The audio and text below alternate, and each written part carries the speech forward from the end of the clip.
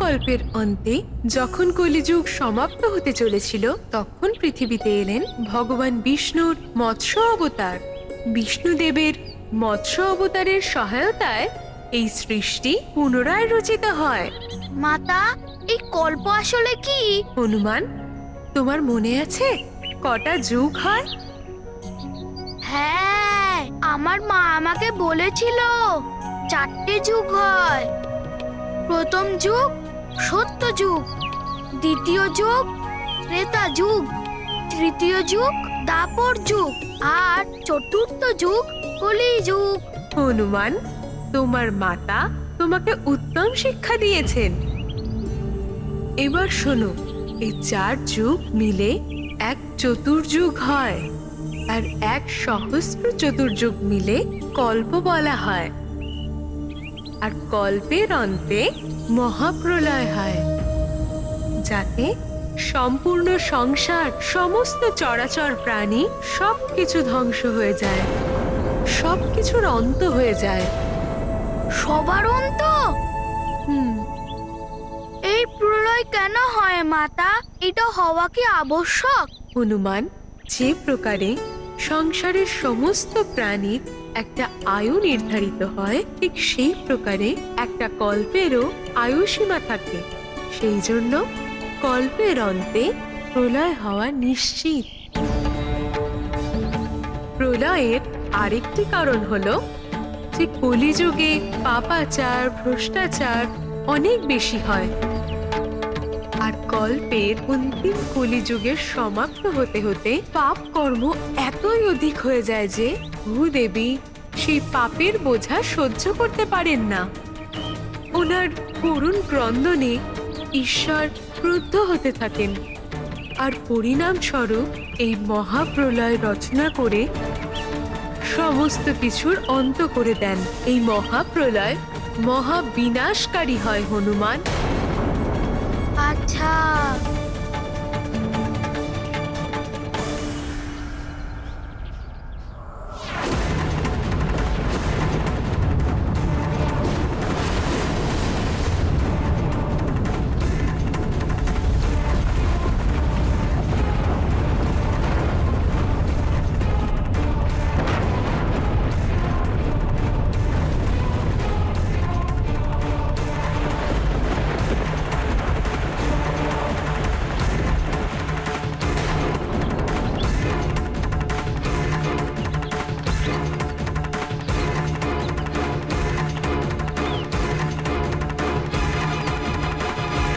সেই সময়কার মহাপ্রলয়ও নিশ্চয় মহাভয়ঙ্কর ছিল। সবকিছু শেষ হওয়া মানে তো সবার মৃত্যু। সবার মৃত্যু নয় হনুমান, কলিযুগে পাপ আর অন্ধকারের মধ্যেও ধর্ম আর আস্থার আলো জ্বালিয়ে রাখা কিছু ভক্ত সকলের মঙ্গলও চান। সেই রকমই কিছু স্ত্রী পুরুষ, কিছু জীবজন্তু এবং বনস্পতি আদিকে স্বয়ং ঈশ্বর নিজের লীলার দ্বারা এই বিনাশকারী প্রলয় থেকে বাঁচিয়েছিলেন। সেটা তো আমিও ভাবছিলাম মাতা, যে ভক্তের রক্ষা ঈশ্বর অবশ্যই করেছিল। হ্যাঁ হনুমান, মহাপ্রলয় থেকে ভক্তদের প্রাণ বাঁচানোর জন্য ভগবান শ্রী বিষ্ণুদেব মৎস্য অবতারের রূপে এসেছিলেন।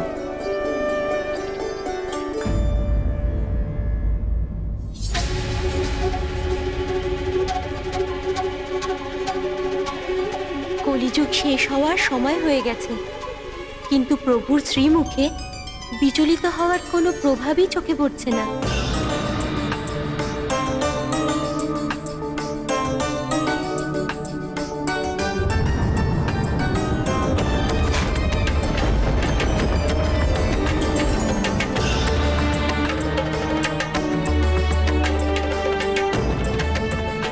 স্বামী,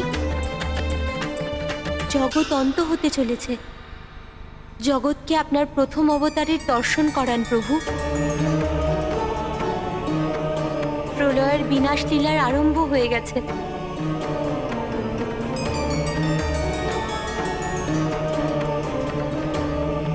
আশ্চর্য হচ্ছি আমি। আপনার ভক্তদের এবং জীবজন্তুদের জন্য আমার চিন্তা হচ্ছে প্রভু। কিন্তু আপনাকে নিশ্চিন্ত এবং প্রসন্ন চিত্ত দেখে মনে হচ্ছে আপনারও লীলার সময় হয়ে গেছে প্রভু।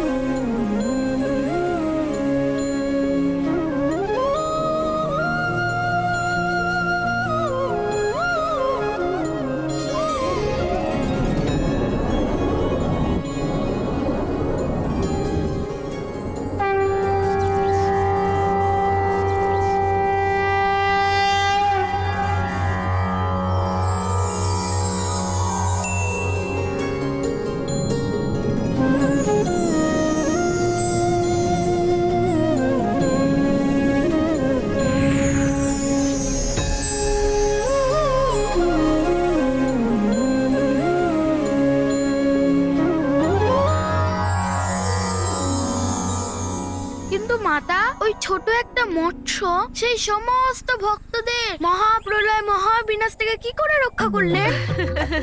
তাড়াতাড়ি বলুন মাতা। আমি তো বানর, তাই আমার চঞ্চল বুদ্ধি। আপনি আমার চঞ্চলতা দেখেই হাসছেন না? কি করব মাতা, খুব তাড়াতাড়ি উৎসাহিত হয়ে পড়ি। পুনরায় হাসছেন আপনি মাতা। হনুমান, তোমার এই সরল মুখটা দেখে আর দুষ্টু ভাবভঙ্গিতেই আমার হাসি পাচ্ছে।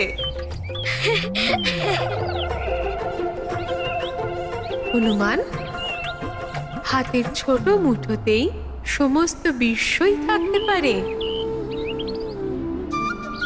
মনে রেখো হনুমান, সংসারে ছোট বা বড় কিচ্ছু হয় না। যা আজকে বড় বলে মনে হচ্ছে সেটা কালকে ছোট হয়ে যেতে পারে, আর যা আজ ছোট তা কাল বড় হয়ে যেতে পারে। আমি তো কোনো কিছুই বুঝতে পারলাম না মাতা। হনুমান, যখন কথা পূর্ণ হবে তখন তুমি আমার কথার সব অর্থ বুঝতে পারবে, এখন নয়। তাহলে শীঘ্রই বলুন না মাতা, ভগবান বিষ্ণুর মৎস্য অবতারের কথা। তবে মন দিয়ে শোনো।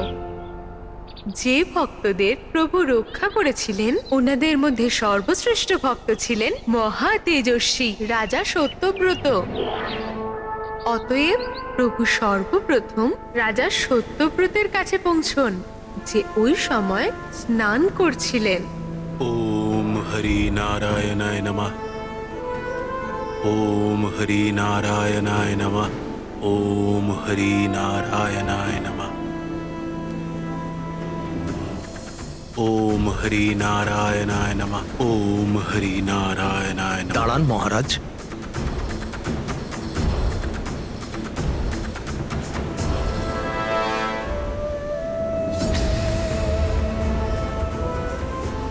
এই মৎস্য আমার হাতে। আমাকে জলে ছেড়ে দেবেন না রাজন। প্রভু, আপনার লীলা অদ্ভুত। আপনার কৃপা হলে পাথরও কথা বলে, আর এ তো এক জীবিত মৎস্য। আপনি তো দেখছেন আমি একটা ছোট্ট মৎস্য। সমুদ্রে ভয়ঙ্কর জলজন্তুদের মাঝে আমার যে কোনো সময় প্রাণ সংকট হতে পারে। ওরা যে কোনো মুহূর্তে আমাকে ভোজন করে ফেলবে। তাই আমি আপনার শরণাগত হয়েছি, আমাকে রক্ষা করুন। মৎস্য, তুমি একদম চিন্তা করো না। আমি তোমার যথাযথ রক্ষণাবেক্ষণ করব, আর তোমার থাকার জন্য সুরক্ষিত ও পর্যাপ্ত স্থান দেব। ধন্যবাদ রাজন।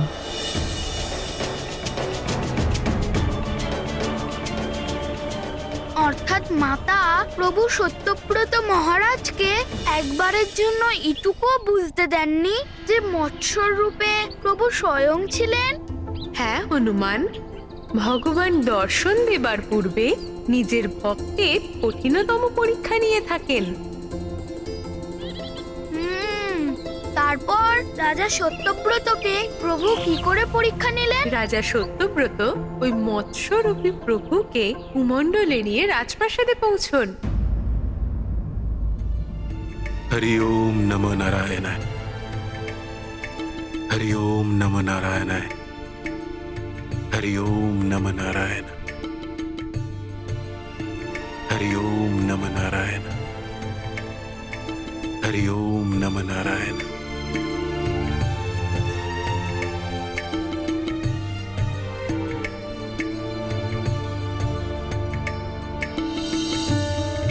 হরি ওম নমো নারায়ণায়, হরি ওম নমো নারায়ণায়। এই ধ্বনি কোত্থেকে আসছে? এই আওয়াজ তো ক্রমশ তীব্রতর হচ্ছে, কিন্তু এই ধ্বনি আসছে কোথা থেকে?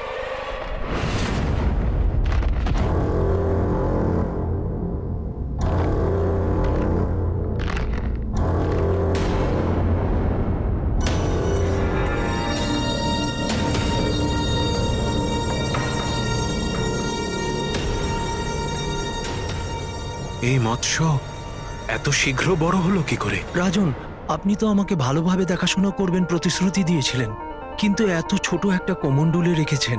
এটা খুব ছোট, আমার অসুবিধে হচ্ছে। আচ্ছা আচ্ছা, তুমি চিন্তা করো না, আমি তোমার উপযুক্ত কোনো বড় আর সুরক্ষিত জায়গায় নিয়ে যাচ্ছি। ধন্যবাদ রাজন।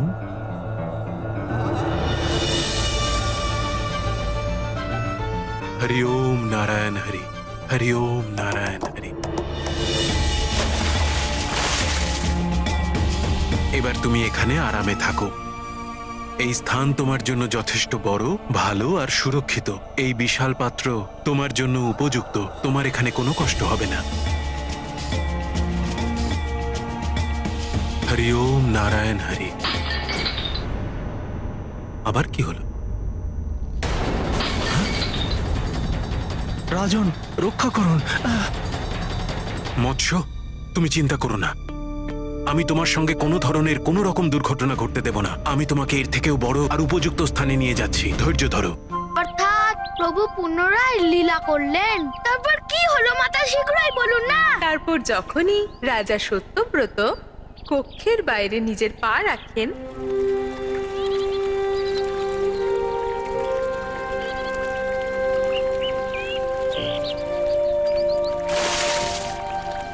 এবার তুমি এখানেই থাকো, আর আশা করি তুমি এখানে সুখে থাকতে পারবে। যেন তেমনই হয়, কিন্তু আপনি আমাকে একা ছেড়ে যাবেন না। যদি আবার কিছু হয় তাহলে আমি কি করব? আরে না না মৎস্য, তুমি চিন্তা করো না, আমি তোমাকে ছেড়ে কোথাও যাব না। তুমি এখানে সুরক্ষিত থাকবে।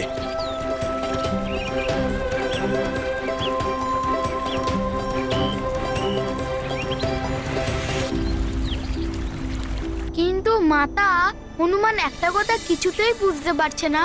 যদি প্রভুকে মৎস্য রূপে বড় হওয়ারই ছিল, তাহলে উনি ছোট রূপে কেন এলেন? আর আস্তে আস্তে উনি বড় হচ্ছেন, একবারে কেন বড় হচ্ছেন না? বড় পরীক্ষার পরেই প্রভুর দর্শন পাওয়া যায় হনুমান। এটা রাজা সত্যব্রতের ধৈর্য এবং ওনার সহনশীলতার পরীক্ষা ছিল।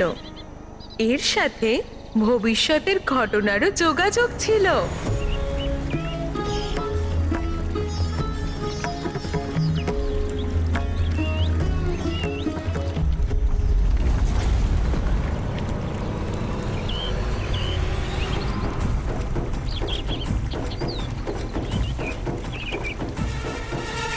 আবার কি হলো? পুনরায় বড় হয়ে যাচ্ছে এই মৎস্য।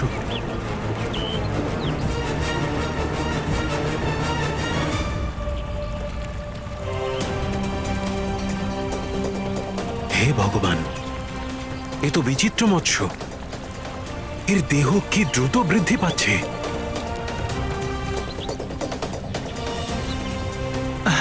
রাজন, কি ভাবছেন?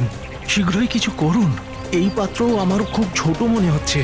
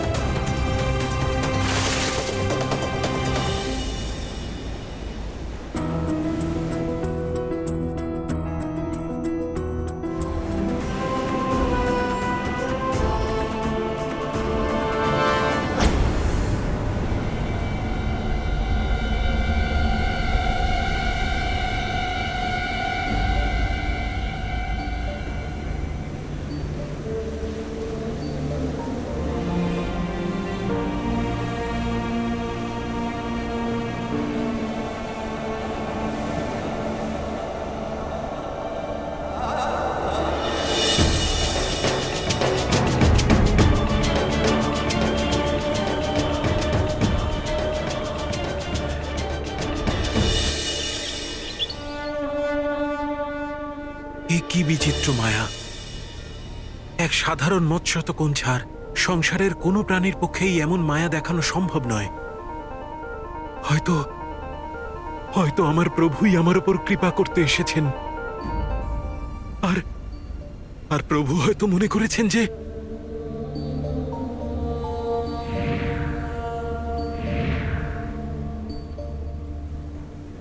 প্রভু, আমার প্রভু নারায়ণ হরি, আমি জানি যে এই অদ্ভুত মৎস্যের রূপ ধরে এসে আপনি আপনার ভক্তের উপর বিশেষ কৃপা করেছেন প্রভু। এবার আপনি স্বরূপে দর্শন দিয়ে আমার জীবন ধন্য করুন প্রভু। আমাকে দর্শন দিন, আমাকে দর্শন দিন।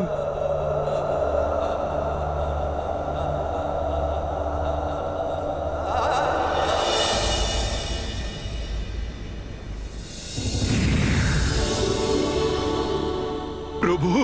মহারাজ সত্যব্রত বহু বছরের কঠিন তপস্যা এবং সাধনা দিয়ে ভক্ত ভগবানকেও প্রভাবিত করে তোলে। দেখো, আজ আমিও তোমার শ্রেষ্ঠ ভক্তি প্রদর্শনে খুশি হয়ে এখানে চলে এসেছি। আমার জীবন ধন্য হলো প্রভু নারায়ণ। আপনার জয় হোক। আপনাকে আমার কোটি কোটি প্রণাম। জয় হোক আপনার।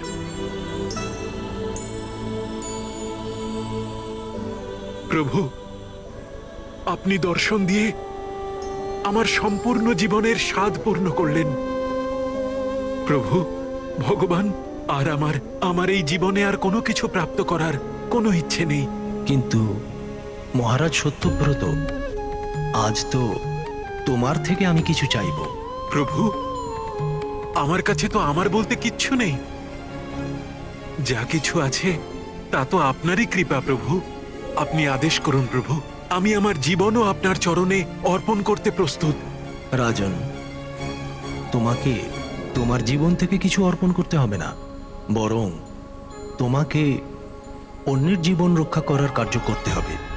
প্রভু, আমি আপনার কথার অর্থ বুঝলাম না। রাজন, এই যুগের অন্ত 7 দিনের মধ্যেই হতে চলেছে। পৃথিবীর অনেক ভাগে প্রলয় শুরু হয়ে গিয়েছে। শীঘ্রই এই সম্পূর্ণ পৃথিবী প্রলয় জলে লীন হয়ে যাবে, আর এই পৃথিবীর উপরে স্থিত চরাচরের সমস্ত প্রাণী মৃত্যুপ্রাপ্ত হবে। এই বিনাশকারী প্রলয়ে এখনো পর্যন্ত পৃথিবীর চতুর্ভাগ ডুবে গিয়েছে।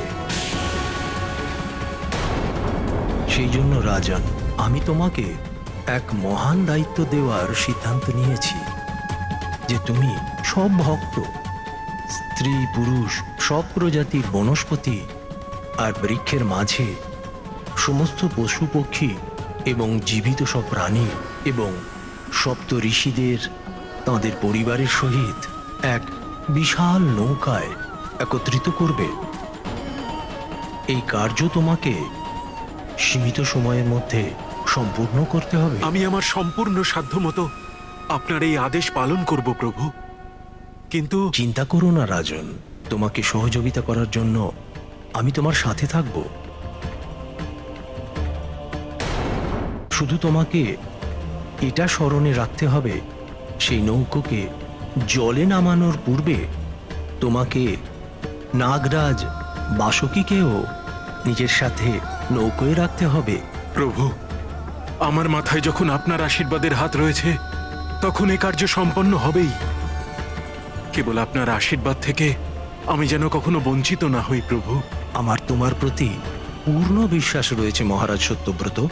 যেভাবে তুমি আমার এই মৎস্যরূপী জীবনের জন্য এত তৎপরতার সাথে যত্ন নিয়েছিলে, ঠিক সেইভাবে অন্যদের জীবন রক্ষা করার জন্য তুমি সেরকমই তৎপরতার সাথে কার্য করবে। অবশ্যই প্রভু, আপনার এই আদেশ আমি সম্পূর্ণ মন প্রাণ দিয়ে পালন করব। আচ্ছা, এবার বুঝতে পারলো হনুমান যে ভগবান বিষ্ণু যে মহারাজ সত্যব্রতের এত কঠিন পরীক্ষা কেন নিচ্ছিলেন। কেন প্রভু প্রথমে ছোট মৎস্যের রূপে এলেন তারপর আস্তে আস্তে বড় হলেন আর উনি বিশাল রূপে ধারণ করলেন। মহারাজ সত্যব্রতের সহনশীলতার পরীক্ষা নিচ্ছিলেন প্রভু, যে সবার প্রাণ রক্ষা করার জন্য মহারাজ সত্যব্রত পূর্ণ তৎপরতার সাথে কাজ করতে পারে কিনা। কিন্তু আমি এখনো এটা বুঝতে পারছি না যে ভগবান বিষ্ণু মৎস্যের রূপই কেন ধারণ করলেন। যখন পূর্ণ কথা শুনবে হনুমান, তখন তুমি এটাও বুঝতে পারবে। যেভাবে তুমি রাজা সত্যব্রতের পরীক্ষার ব্যাপারে জানতে পারলে, পরীক্ষার সফলতায় রাজা সত্যব্রতকে এরকম মহান দায়িত্ব দিয়েছে। দেবী পূর্ণ তৎপরতা এবং মনোযোগ সহকারে বিষ্ণুদেবের ভক্তের সহৃদয় এবং সৎ কর্মে স্ত্রী পুরুষের এবং অন্য জীবধারীদের ও বনস্পতিদের একত্রিত করার জন্য যোগ দিলেন। ওনার সেবক ও সমস্ত দিক থেকে মনুষ্য, প্রাণী ও বনস্পতিদের নিয়ে আসছিলেন।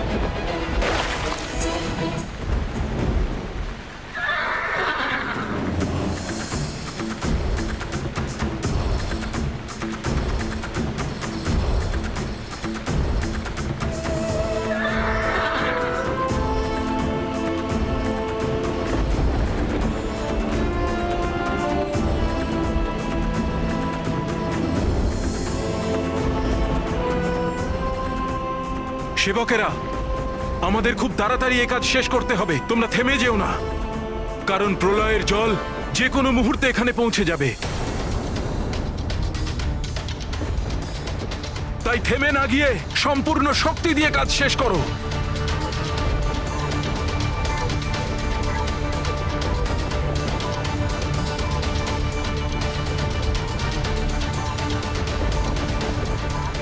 মহারাজ, আপনি শ্রমিকের মতো কাজ করবেন না, আমরা তাড়াতাড়ি করে নেব।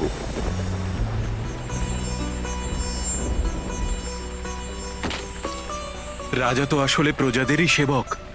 প্রজার জীবন রক্ষা করাই হলো রাজার প্রথম কর্তব্য। সবাই মিলেমিশে কাজ করলেই তাড়াতাড়ি এ কাজ সম্পূর্ণ করা যাবে। হ্যাঁ মহারাজ।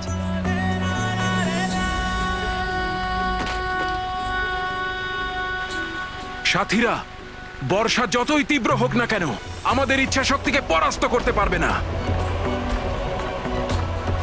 কারণ আমাদের প্রলয়কে পরাস্ত করতে হবে, যে কোনো মূল্যেই হোক।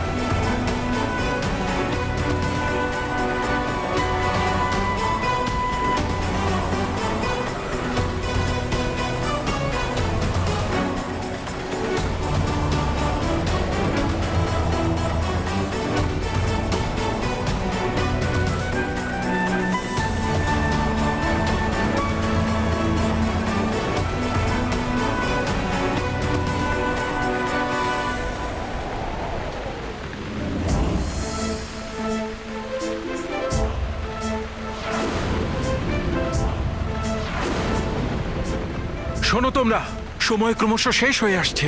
তোমাদের সম্পূর্ণ শক্তি আর সামর্থ্য প্রয়োগ করো। প্রচন্ড প্রলয়ের জল আমাদের ডুবিয়ে দিতে চাইছে, কিন্তু আমরাও সবার জীবন রক্ষা করতে দৃঢ় সংকল্প। বিশ্ব চরাচরের ভবিষ্যৎ রক্ষা করতে সমস্ত প্রাণী আর বনস্পতিদের বাঁচাতে হবে। এক মুহূর্তও যেন বিলম্ব না হয়, অন্যথায় অনর্থের সম্ভাবনা বেড়ে যাবে। এই একটাই কাঠ অবশিষ্ট রয়েছে। মহারাজ, সমস্ত মনুষ্য, পশু, পক্ষী এবং বনস্পতির বীজ আমরা একত্রিত করে ফেলেছি। নাগরাজ বাসুকিও এক্ষুনি চলে আসবেন।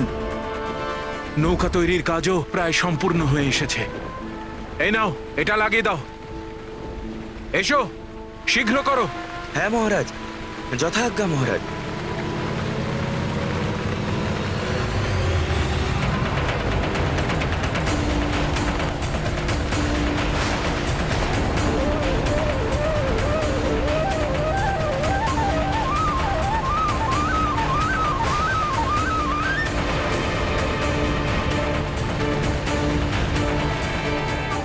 এ তো প্রলয়েরই পূর্ব সংকেত।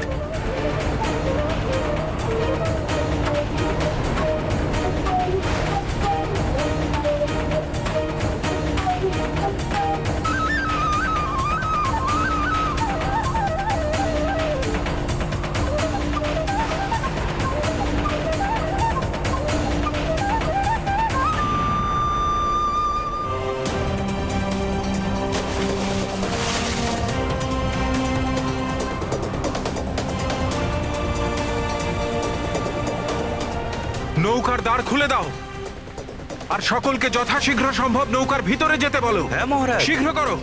চলো তাড়াতাড়ি হ্যাঁ, চলো, শীঘ্র করো। তাড়াতাড়ি চলো। হ্যাঁ মহারাজ। রক্ষা করো, রক্ষা করো, রক্ষা করো, রক্ষা করো। যান, শীঘ্র যান।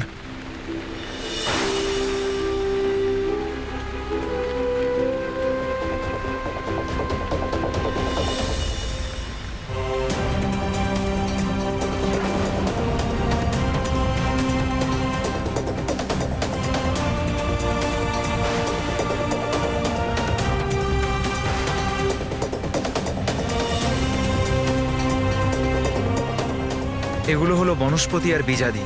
যান যান, শীঘ্র শীঘ্র করো, যান। শীঘ্র করো। হ্যাঁ, চলো। শীঘ্র যান, চলো। যান, শীঘ্র যান, তাড়াতাড়ি ভিতরে যান। করুন। এইসব হিংস্র পশুদের দেখে কেউ ভয় পেও না। এই বিনাশকারী প্রলয় থেকে আমাদের সবার প্রাণ বাঁচাতে হবে।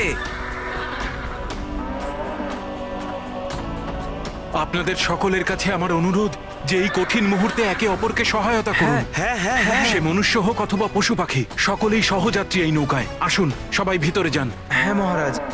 হ্যাঁ মহারাজ। এই চলো শীঘ্র তাড়াতাড়ি। করো, শীঘ্র করো। শীঘ্র এসো, প্রলয়ের জল নিকটে চলে এসেছে।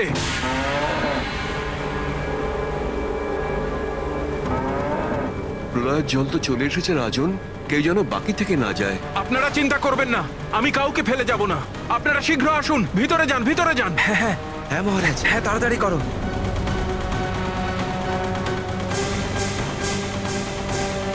আর কেউ কি বাকি আছে?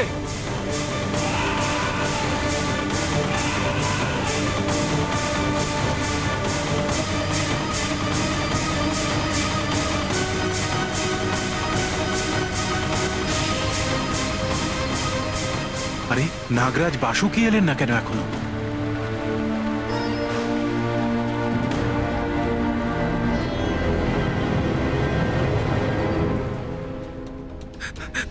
মহারাজ, আর অপেক্ষা করবেন না, দরজা বন্ধ করতে বলুন। আমাদের নাগরাজ বাসুকির জন্য প্রতীক্ষা করতেই হবে। প্রভু ওনাকে সঙ্গে নিতে বলেছিলেন। কিন্তু মহারাজা, নৌকাতে যদি জল ঢুকে যায় কেউ বাঁচবে না আর। আপনারা সকলে ধৈর্য ধরুন। আমার পূর্ণ বিশ্বাস নাগরাজ বাসুকি এক্ষুনি চলে আসবেন।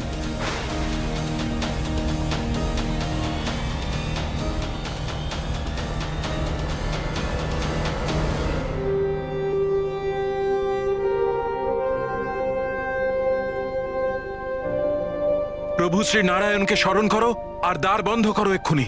হরি ওম নারায়ণ হরি, হরি ওম নারায়ণ হরি।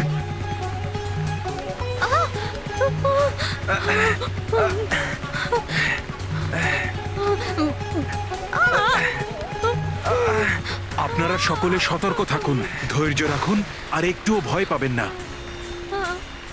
প্রভু শ্রী নারায়ণ আমাদের সকলকে রক্ষা করবেন, নিশ্চিন্ত থাকুন আপনারা। হে ভগবান, এত বিপজ্জনক ঢেউ, এই নৌকাই না উল্টে যায়। ভালো ভালো বলো, ভগবানের ওপর ভরসা রাখো, ভগবানই ঠিক করে দেবেন। প্রভু শ্রী হরি নারায়ণে জয়, প্রভু শ্রী হরি নারায়ণে জয়, প্রভু শ্রী হরি নারায়ণে জয়, হরি ওম নারায়ণ হরি, হরি ওম নারায়ণ হরি, হরি ওম নারায়ণ হরি। মাতা, প্রভুর কৃপায় তো সবাই নৌকা সমেত জলে নেমেছিল, কিন্তু সেই নৌকা এতটা সুদৃঢ় ছিল যে ভয়ঙ্কর এই বিপদ থেকে রক্ষা পেতে পারে এবং সহ্য করতে পারে, সবাই সুরক্ষিতও থাকে।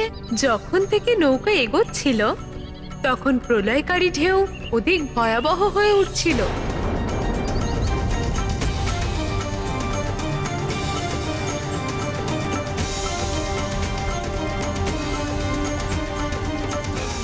ধৈর্যশীল এবং দৃঢ়কল্প ব্যক্তি কেবলমাত্র জীবনে মহৎ কার্য করার উত্তরদায়িত্ব পেয়ে থাকে। For more updates, subscribe to our channel, click the show links and enjoy watching the videos.